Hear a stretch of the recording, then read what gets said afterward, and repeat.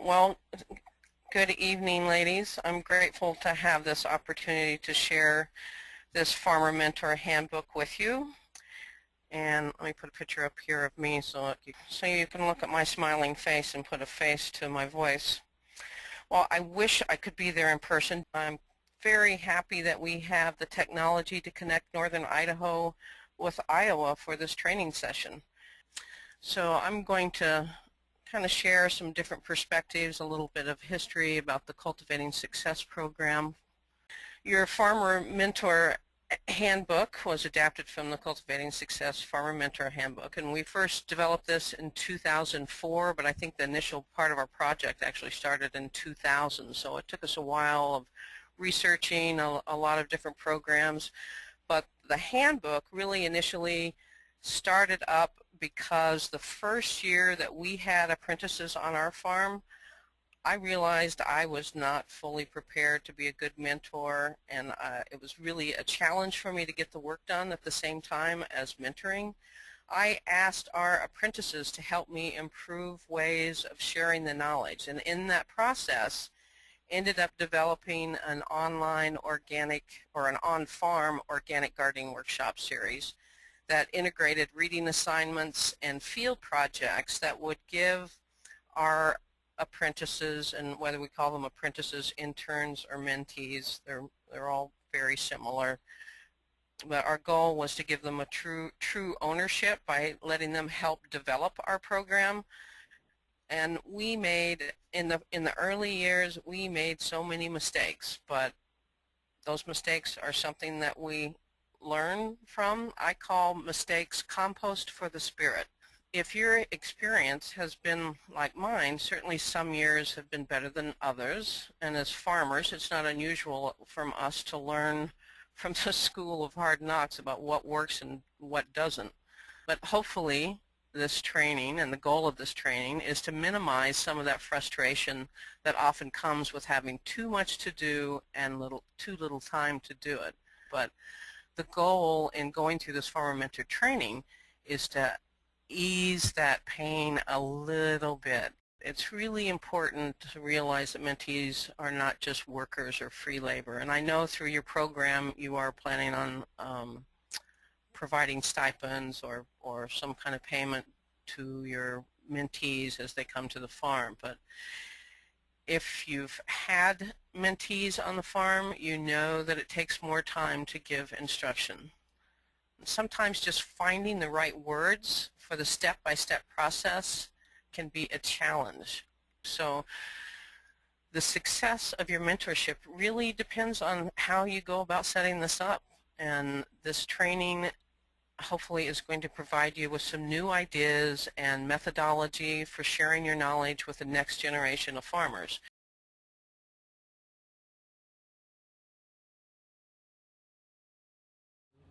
One of the key features of the program is, as I've said, the development on the on-farm teaching plan.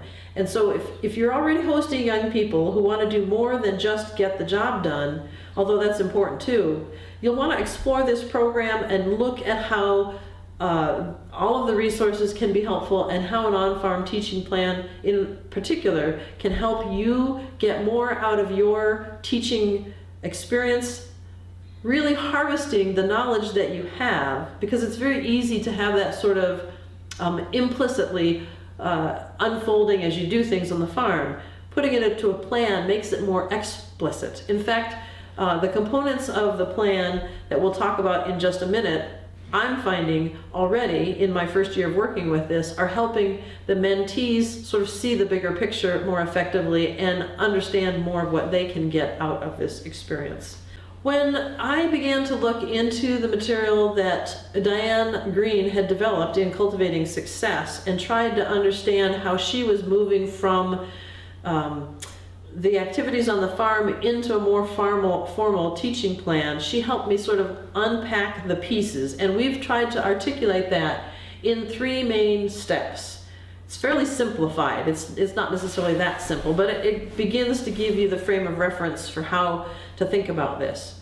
If you start by looking at your farm's activities in terms of the calendar year, we ask our farmer mentors to do just that and develop this farm activities calendar. And then what you're doing is laying out through the year those primary activities that you go through. As you see that, that begins to sort of set the outline of the courses that you can drive down into as you build lesson plans. So it's not uncommon at the beginning of the year that you're thinking about the planning process, and we move from the planning process into the planting and the marketing. You get into the field work, you get into issues about water management, about soil management, about harvesting techniques and post-harvest handling and food safety, and you can step back into some bigger picture aspects and look at budgeting and financial records and financial management, and you can look and talk about some of the other business aspects that are important to help them really open up that whole component of what the farm is about. If mentees just come to the farm and today we're going to harvest onions and tomorrow we're going to harvest broccoli, they're just seeing that little slice. But by developing that farm calendar, they are now able to see a little bit more of the full year's work. And when they look at that, and I've asked them to set goals, and previously they haven't had this resource to look at, they can now see the full scope of activities on the farm through the year. They can more effectively begin to match what we're doing on the farm with the things that they're interested in, and I think they can be more articulate with their goals. So that's one of the benefits that I'm finding out of that first phase of developing that farm calendar.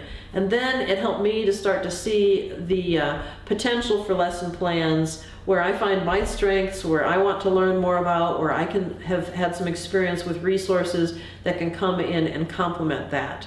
Probably this year, I would think that you probably learn more because I've been more focused on specifically working with them because they were in this program. You know, we think about it. I think about it more. Because we've named the program. Yeah, you know, it's more like I feel a responsibility to be more focused. And then these guys, in a sense, had to think about what they wanted out of it, and so they've been more asking questions that are relevant to them, and in the process, I think we've all gotten more out of it.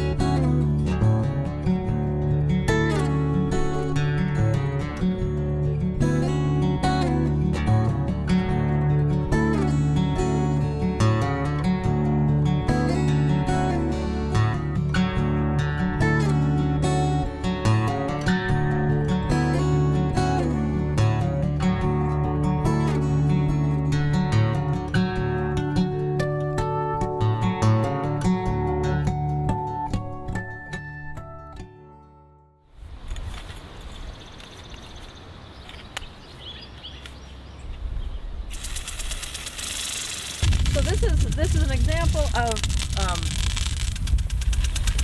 taking the tasks that we have on the farm and driving them into the lesson plans that we have. And that's why when you go back to building blocks started with what are your farm activities, and you develop that calendar of farm activities, and that becomes kind of the basis of your lesson plans. It kind of says, okay, these can be the components of our course outline as such.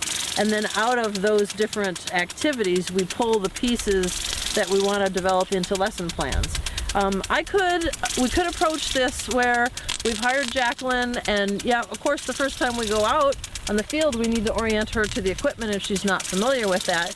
And then we could say, all right, now you're in charge of the sprinklers the rest of the summer, but not giving her a whole lot of broader picture. But we're trying to tie, and she still may get involved in that task, that there is grunt work, there is repetitive work, but we're trying to integrate that with those learning opportunities. And so taking the time to talk about the different styles of irrigation systems that we're using and the pros and the cons are wrapped into that lesson plan. So this week we really were doing more of just the physical components. We're going to look next week at doing some of the calculations of the water flow on the farm and how different systems use different amounts of water and different pressures. We've got a good Farm&R program that we're going to have both Jacqueline and John, who's another one of the mentees on the farm this summer, walk through that, and then we're going to sort of talk through that. We've done that in a number of occasions to give them a video or a reading, and then we try to use a part of a day or a couple of hours to sit down and sort of talk through what that they have read and see if we can't reinforce that, so that just setting up the water means more than just getting that particular plot watered. In a confined situation like the hoop house, it's an opportunity to sort of practice record keeping, and we've put a chart together. You want to explain the chart? Yes. On the side we have the date, and then we have just the different categories of what we do to maintain the crops inside in here.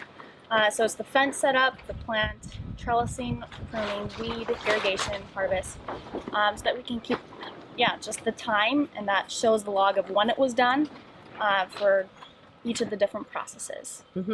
So we're also going to be capturing the yield off of these tomatoes. So we're going to take this piece, and again, this wasn't a lesson that I had particularly developed, but I might develop more next year, and we'll be able to say, okay, so how much hours did we spend working and harvesting and producing these tomatoes? What was our yield? And then we will do some sort of enterprise budget development to help the mentees think about that piece too. As a CSA farm, we have so many crops out that we don't do this on every one of our crops, but this is a good example in a confined situation to give them some practice with that. And it ties into some lessons that we will be looking at later, which will refer them to some books that have some great resources and some frameworks on that whole enterprise budgeting. In looking at doing a little bit of practice with the enterprise budget, it's a precursor to work that we'll be doing later in the summer, which is an opportunity to sort of walk through some of the spreadsheets and planning that we do on our farm that gives the mentees further insight into the business aspects and management aspects of a farm. And that's more depth than your average person who might want to come to a farm just to get some practical experience of the cultural practices of the plants, but now we're stepping into looking at more of the business aspects, and that's going to be one of the skills that will be valued when you might find a mentee who says, yes, indeed, I'm interested in stepping into my own business, and they might be looking at something like an FSA loan, and they may be looking for that kind of experience. So it's value for the mentee to recognize that connection, and for the farmer thinking about this lesson plan development to be sure to include those components, because that has, again, longer reaching benefit than the summer experience itself.